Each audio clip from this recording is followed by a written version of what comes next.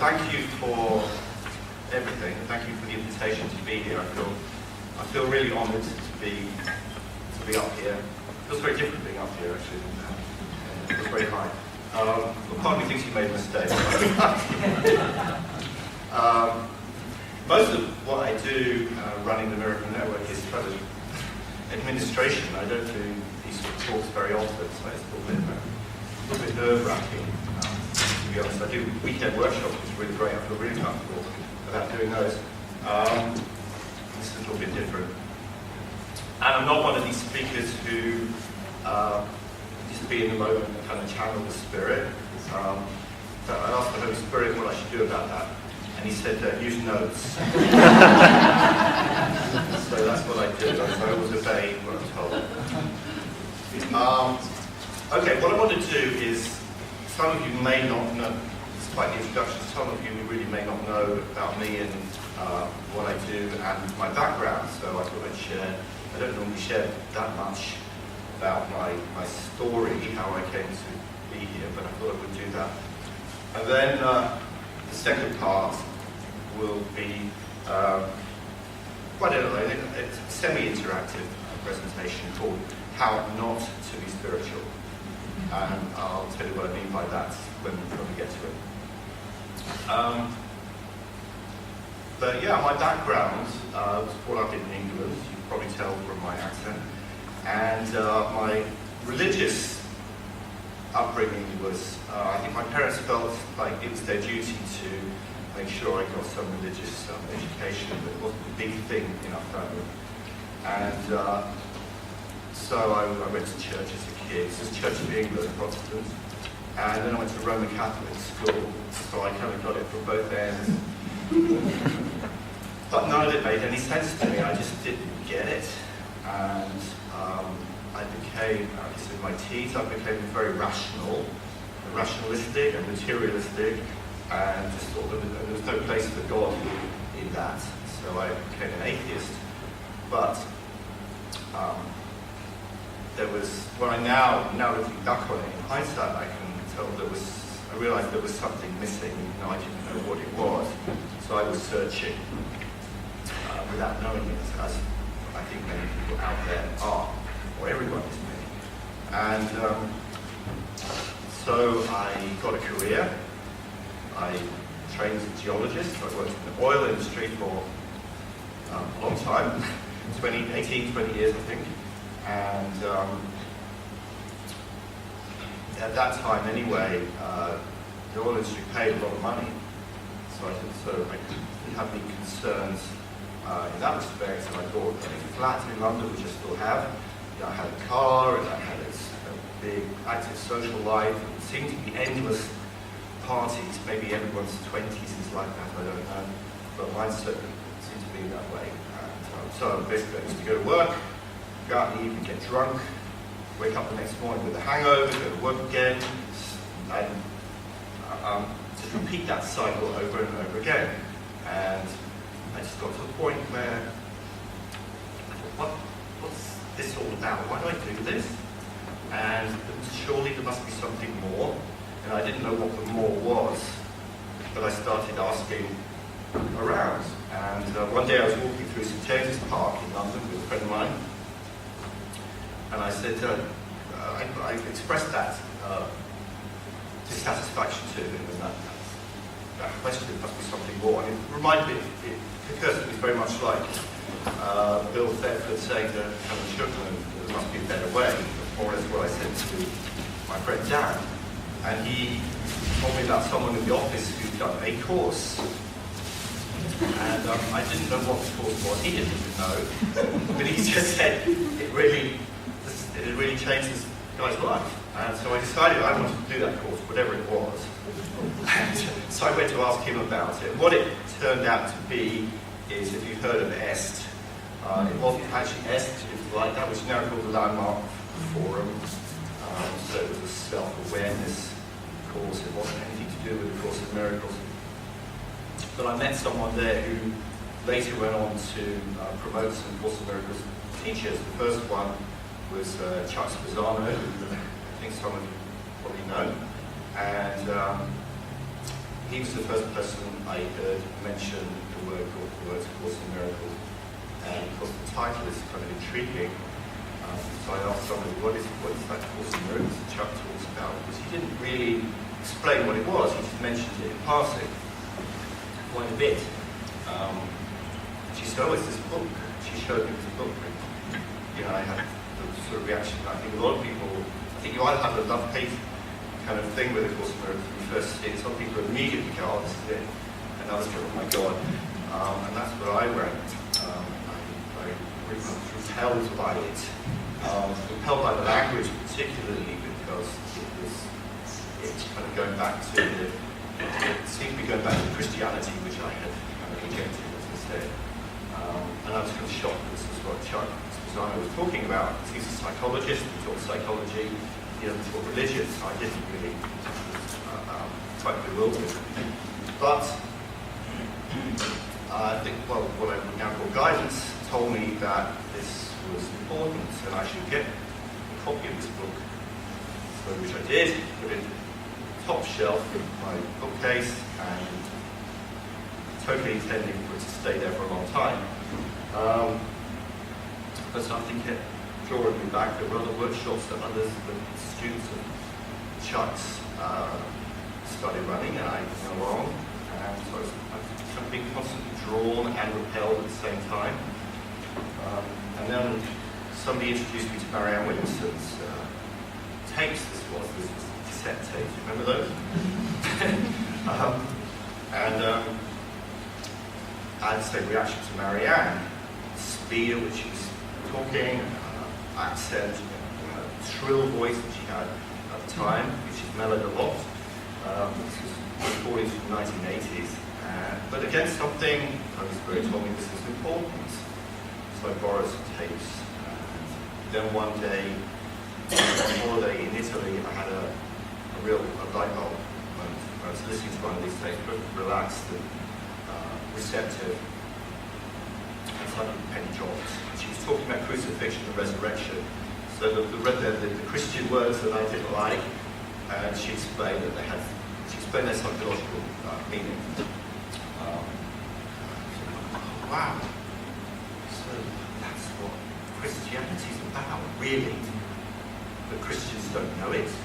And that was huge for me. So from that point on, became a Marianne Williamson fan, and then the rest is history, really. Only 2 years later,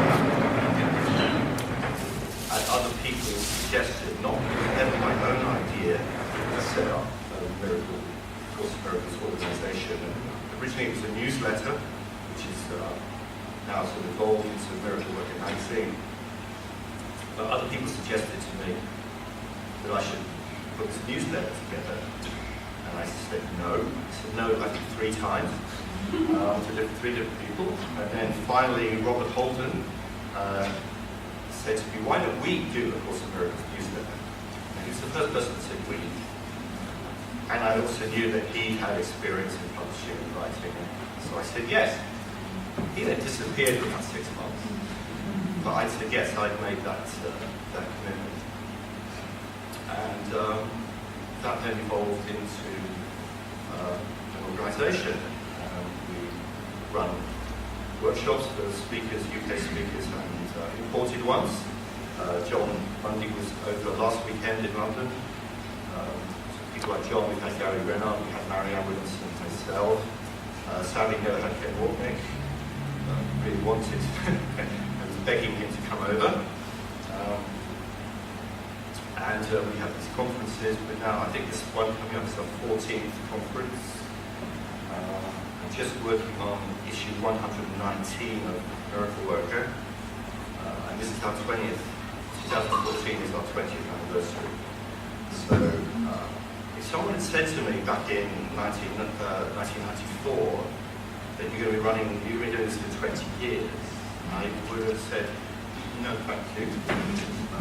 Or I would run a mile or hidden somewhere. Unfortunately, I didn't know. And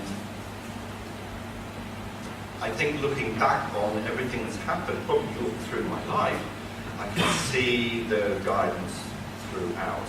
And with setting up the Miracle Network, doing the magazine, doing the conferences, and later, more recently, my book, there were other people's suggestions. They were never my ideas. And I think, okay, if they weren't Ian's ideas, then they were Holy Spirit's ideas. So all I've ever done really is just taken the next step. It's okay, I never plan any of it. It's just like, okay, here's the situation that opens up and presents itself, the next stepping stone. So I just take that step. For example, with the book, I've been writing for Miracle Worker magazine since the very beginning. I thought, well, if I'm going to edit this, then editors need to write editorial. I go on to write something. Sound like I know what I'm talking about. So that's what I started to do. But then, about 3 years ago, people said, why don't you put your articles are really good? Why don't you put them together in a book? Again, no way I'm going to do that. Far too much work. And I don't know about, I'd have to go to a publisher, write to publishers, and I just didn't want to do that. And then somebody told me about self-publishing, print on demand, and suddenly it seemed quite easy. So I finished compiling the articles that I started to do. This is a Facebook story, Miracles of Facebook and Career. So I posted on Facebook, I seem to have written a book. And D. Patrick Miller is a Facebook friend of mine I've met probably 3 or 4 times at conferences in the States. I don't know how many Facebook friends he has. So the chances of seeing any particular post are probably pretty slim, I guess, as he trawls through all of them. But anyway, within about 5 minutes of me posting, I seem to have written a book. He's the publisher. He sent me a message back on Facebook saying, please send me your manuscript. I'm looking to publish a new Course in Miracles book. So I sent it to him, and 2 days later, he made me an offer for the book. So it was just so easy. It was never Ian's plan at all. Now I love it, of course, I love signing books. So please buy a few books like this, right? It's the best thing, the most fun that I have. Right, some water. Any more spare glasses? Must be sweating a lot. Those two work? Yeah.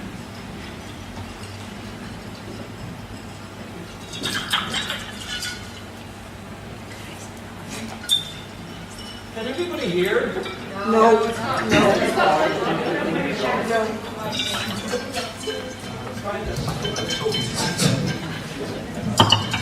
You hear me now?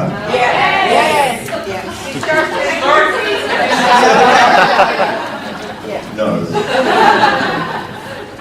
We heard you. I feel more comfortable with this actually. I always use these with our phones. I feel like one of me thinks I can hide behind this thing. So you can't see me. Okay. I was talking about how I was led to do things. A similar example was teaching workshops that I do. Again, that wasn't my idea. Other people suggested, okay, Robert Holden, he's to blame for a lot of things. You know Robert Holden, by the way? I say that. I guess some of you do, some of you don't. Anyway, he said, well, I think you should be teaching again. I said, no.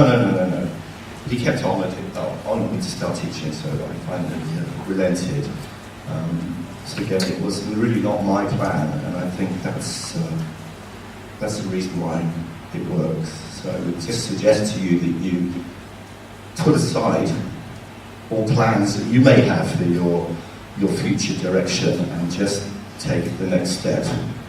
And then when you've taken that step, without plans, right, what's the next step? Oh, here's an opportunity or a suggestion from someone, and take that. That's the way it seems to work for me anyway. Okay. Before we move on to how not to be spiritual, just wondered if there's anyone's got any questions or anything to say about any of that. Michael's got roving.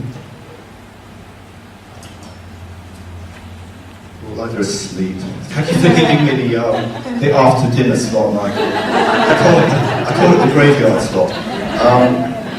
So If you hear snoring from anyone next to you, please just give them a poke, will you? Yeah. It's not a very good question. I was very interested in what you were saying about the state of mind you were in your 20s. My son, my eldest son, David, would have declared himself an atheist at around 15. In his mid-20s, he would have been agnostic. Now he's in his late 30s, and he's beginning to change again, and he's beginning to move into, he's beginning to question again. And how would you? I don't want to push, and I don't want to do anything. I want to stay back from it. Would you think it's wise to do nothing and let him develop himself, or I couldn't give him little pushes, or? I would say absolutely do not push him. It's not for you, it's not your job to push him. But I do believe everyone, as I said at the beginning, I think everyone's kind of searching for God, whether they know it or not. They're searching for meaning, they make it in different terms. So he is too, and he's just beginning to realise that, and maybe beginning to ask, there must be something more, as I was, and that's fantastic. Well, just leave him alone. Yeah, maybe you can be encouraging without pushing, I don't know, just supportive. Yeah. Supportive in that, in that way. He obviously knows what you do.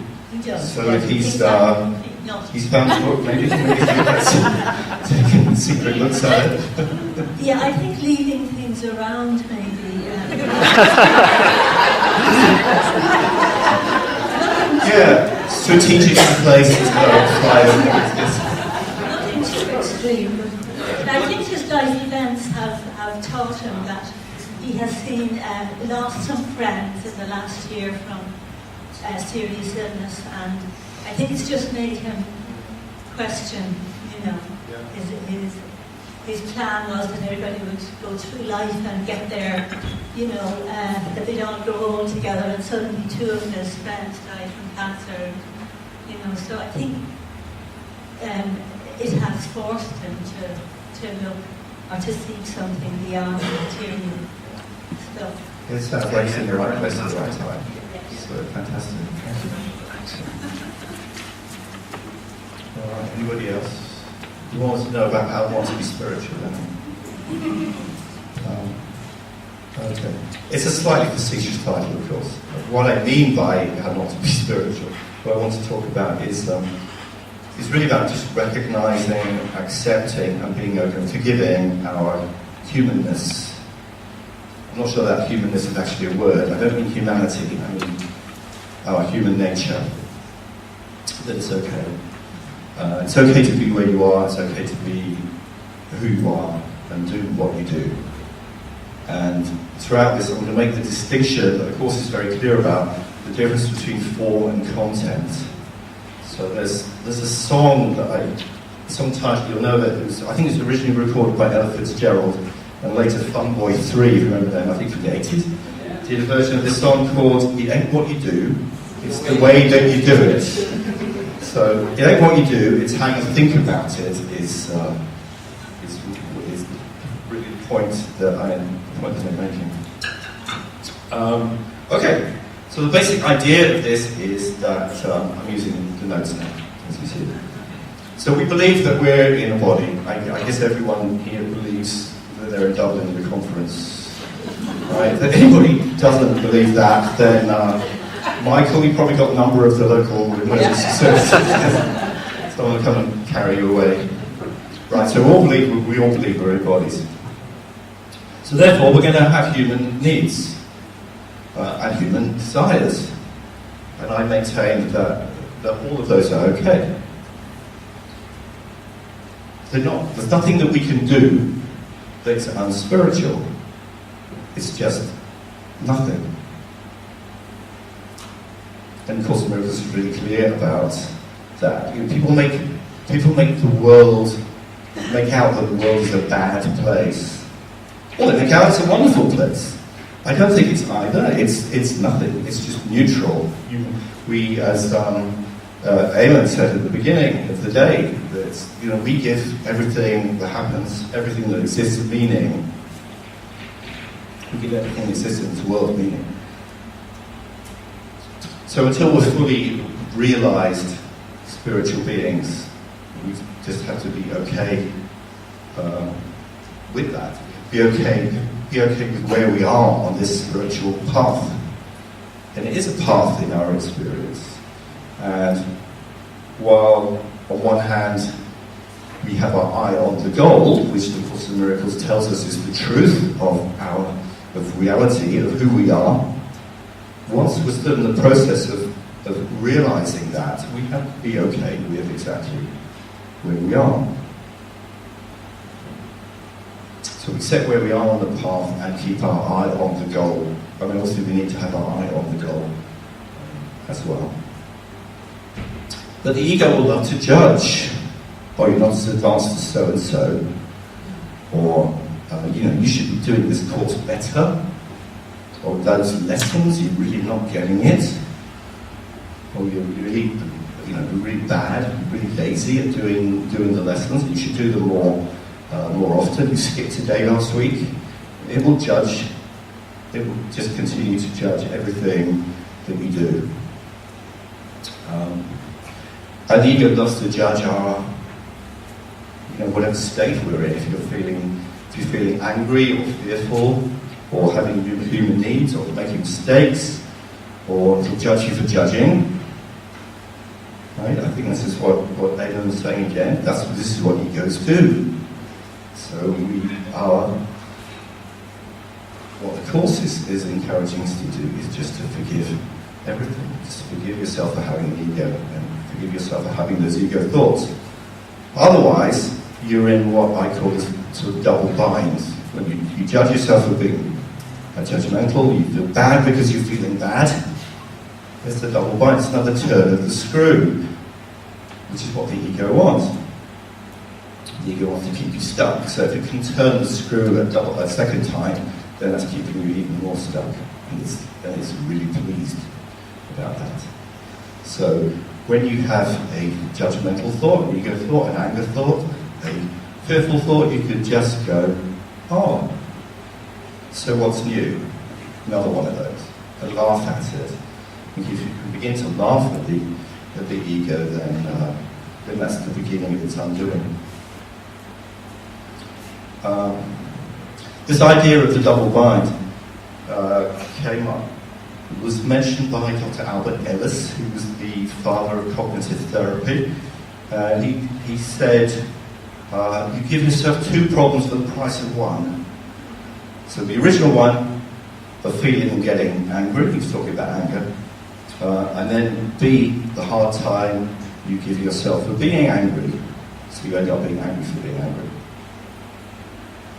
And regarding accepting our humanness, this is rather colourful.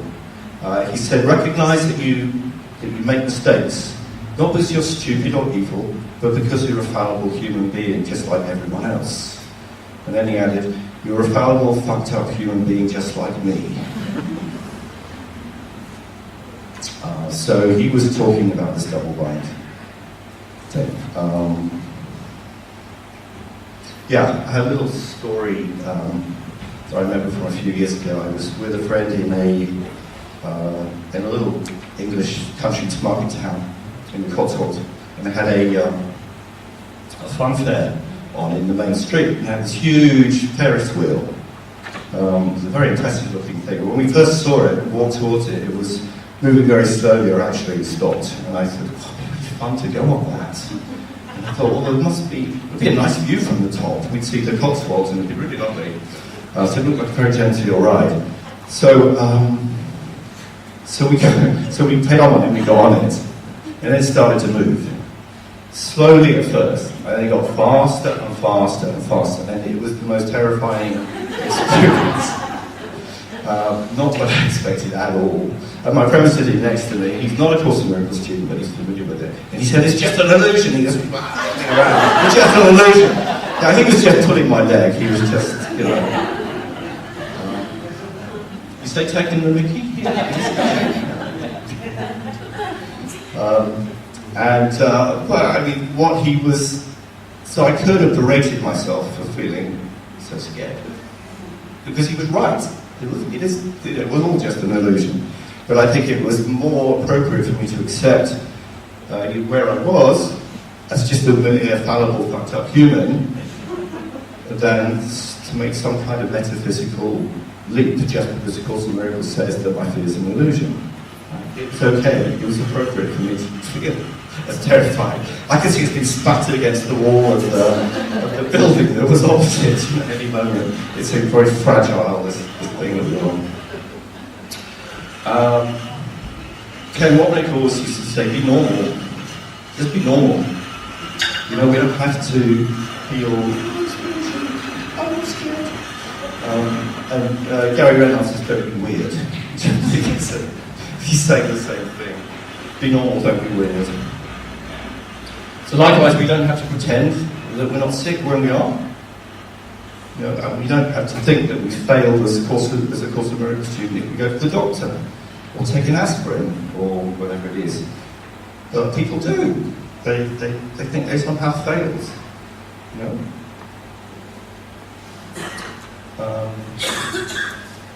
Again, you know, this is the confusion between form and content. It's what you make of it in your mind that counts, rather than the physicality of your experience or what you do to remedy that. Yes, it may be magic, but that's fine until we're fully realised spiritual beings that don't get sick. I think it's okay to use magic, which we do anyway. We're all drinking water in this room. You know, we're breathing air. That's all magic by strict definition. And that's nobody's going to say we should drink water. Stop drinking that. Stop breathing air. But they'll say if you take an aspirin or go to the doctor, oh no, drinking that's magic. I'm sure none of you have ever said or thought anything like that.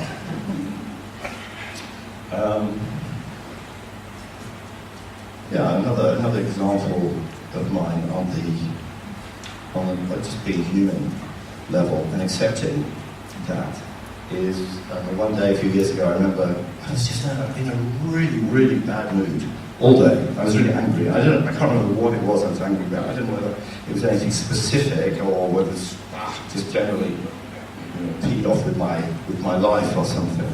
Anyway, I tried meditating. I tried praying. I tried my Course in Miracles lesson. I just did everything that I could think of to not feel what I was feeling, to have this anger go away. And it didn't. If anything, it intensified. As I said, what you resist persists. And I was clearly resisting my experience and using spiritual tools to try and make it go away.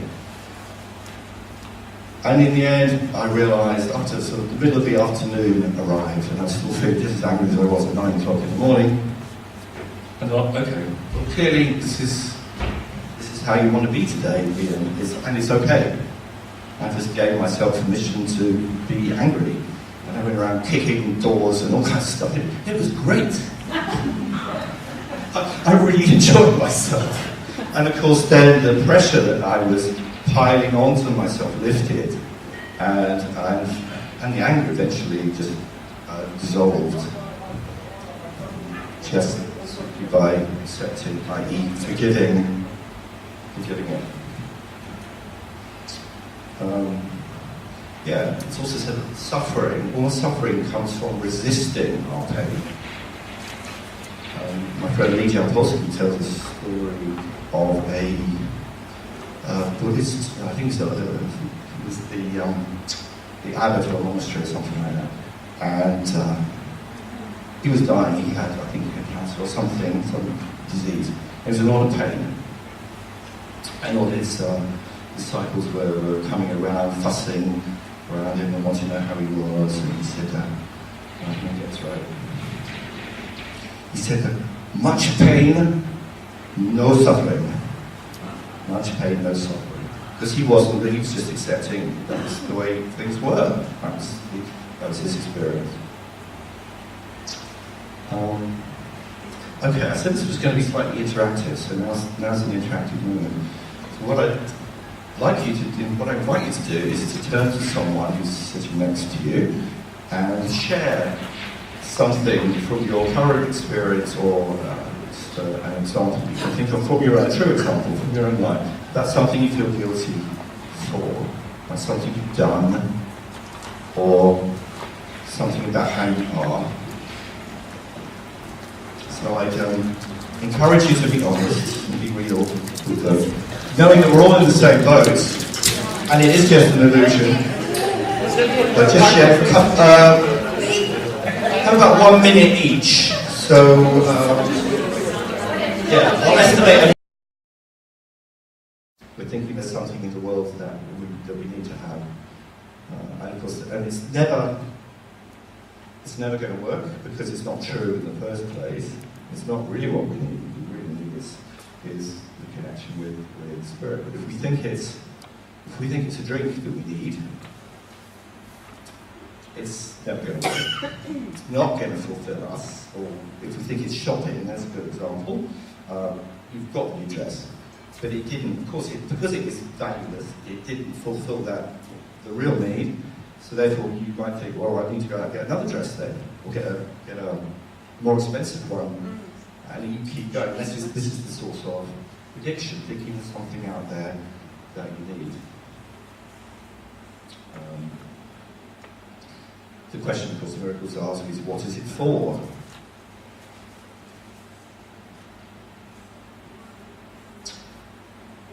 And likewise, so whilst I would discourage that kind of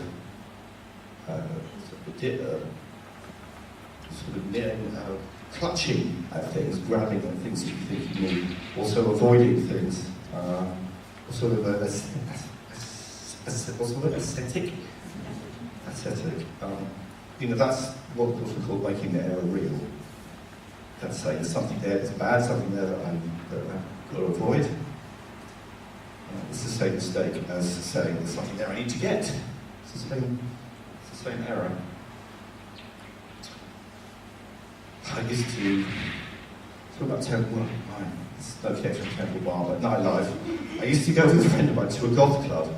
It was really fun. They really enjoyed it, and everyone, we used to get dressed up in black and put makeup on a couple of times, and because everyone there's fabulous and expensive clothes that people had, amazing boots and leather things and fantastic hair do's, and that was just the girls. And they played really heavy music, but the place was dark, just like black painted concrete. And my friend one day said, "Do you think we're on the dark side? Are we not sort of getting into the dark side?" I said, "There is no dark side. It's just how you think of it, enjoy it."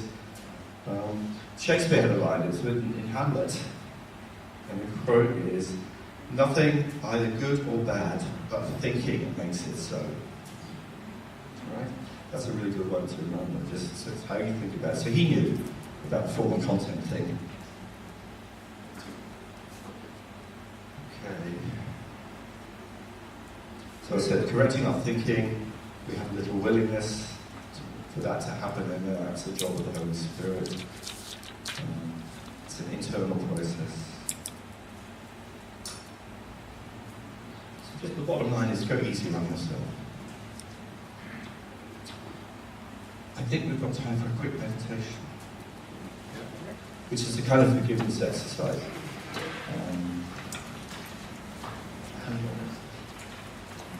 Okay, I don't know if we do this, it's fine, I'm sure I can. Okay, if you'd like to close your eyes and think about the thing that you shared with your partner, about your thing you feel guilty about, or you can choose something new.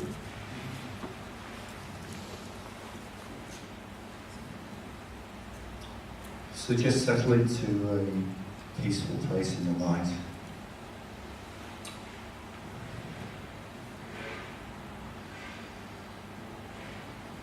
And see if you can sense the presence of the Spirit, the Holy Spirit there in your mind, the healer.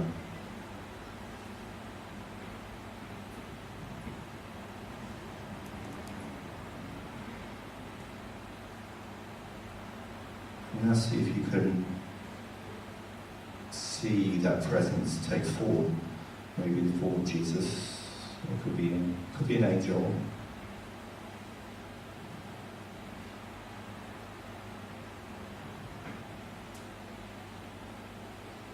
And you know that he's there to help you with this forgiveness process.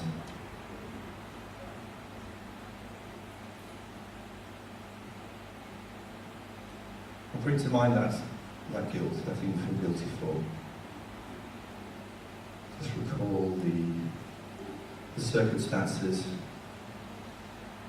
the behaviour around it. Maybe the things that were said or that were not said.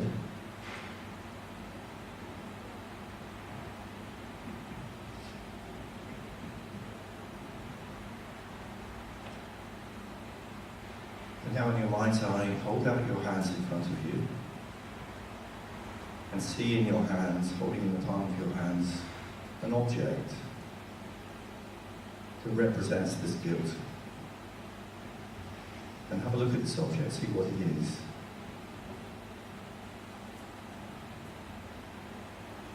See its shape and its colour.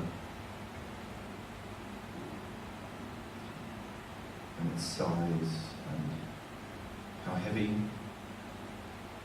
or light it is.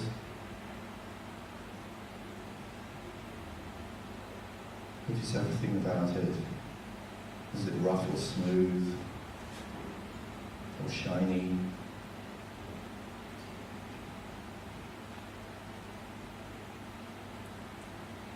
Maybe moving? Maybe making a sound?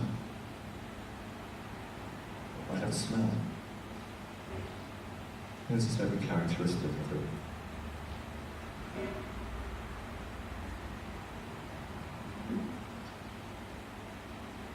And then hold your hands out with this object towards Jesus or the angel. And offer the object to them. And you see Jesus or the angel take this object now. And now you see that he is holding the object in his hands and your hands are now empty.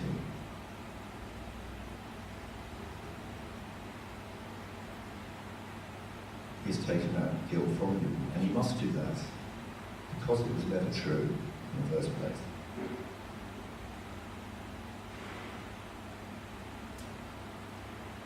So you're seeing him holding it, and now as you watch, it disappears somehow. Maybe he puts it in a pocket, or he hides it under his cloak, or it might just disappear into thin air. Whichever way it happens, it's now gone. And Jesus' hands are now empty as well.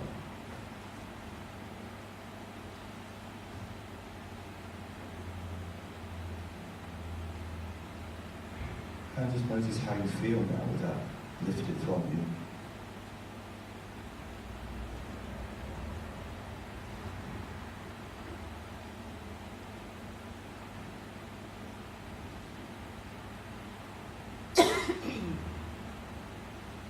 And thank Jesus for helping.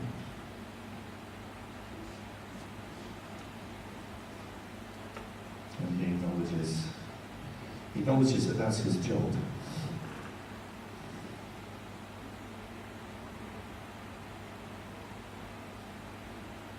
And so see now that he disappears.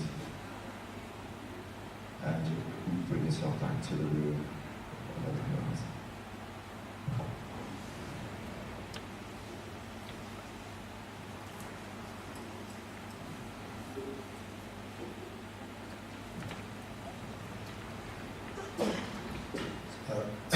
That's just a highly condensed version of a meditation that can take about 20 minutes. But the principle was still there. So that's something you could try for yourselves or make up your own version. We have time for a question? Yep. 3? Oh, we've got 3 minutes. So, 3 questions. Anybody got a question? Or share how that exercise was for you, maybe. Really shy, aren't you? Ah, You should see him. you sure they're Irish.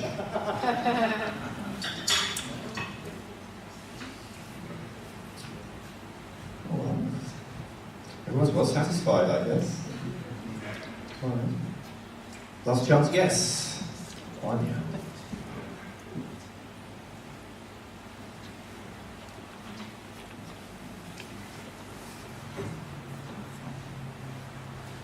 I love that exercise. Maybe you did it in Belfast. You've done it before, Yeah. I saw the guilt as a massive lump of black coal, which is the same as with here. Any other time I've done that exercise, all dusty and lumpy and all coal dust. And when Jesus took it, he smashed it. The flowers grew up where the coal dust had been. Wow. And then at the very end, I started sort of feeling emptiness, like a hole. And then he like basically reached into his own heart, just in my mind's eye. Now I wasn't like aware, or just a little imagination, you know. He reached into his own heart and took out, like his own heart was like a ruby, and put it in to my heart, where the whole of the guilt was in. Wow. Just the unified heart. That's just what I saw in my meditation. That's a lovely meditation. Wow, thank you. I suppose it might feel like a hole Yeah. when it's going, because you're so used to carrying having it. this stuff. So it's like, oh. Of course, that's in a hole. It's where love can, that's what was always there.